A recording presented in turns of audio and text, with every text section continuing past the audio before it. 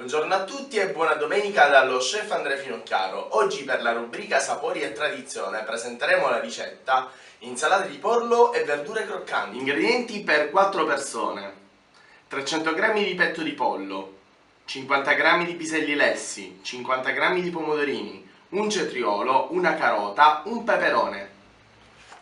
Iniziamo per prima cosa a lessare il nostro pollo in acqua bollente. Nel contempo che il pollo è in cottura, tagliamo il nostro cetriolo, sbucciamolo e lo taglieremo a rondelle.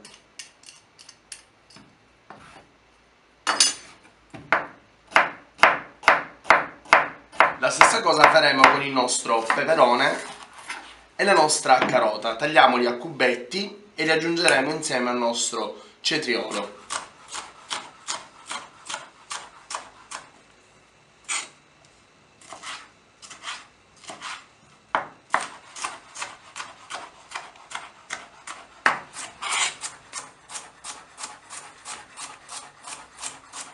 Aggiungiamo il tutto sempre all'interno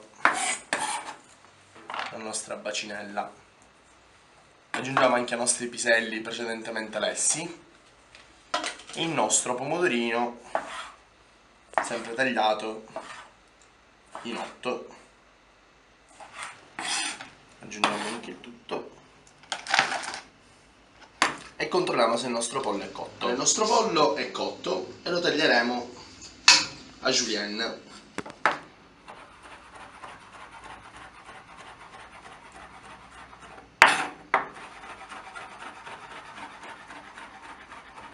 Lo riserviamo da parte e iniziamo a condire il tutto con sale, pepe e olio.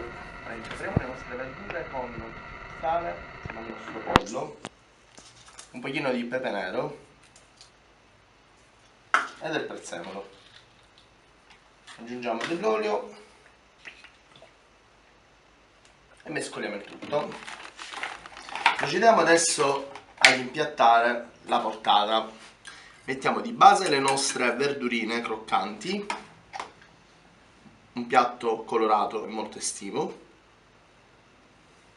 e aggiungiamo la nostra julienne di pollo.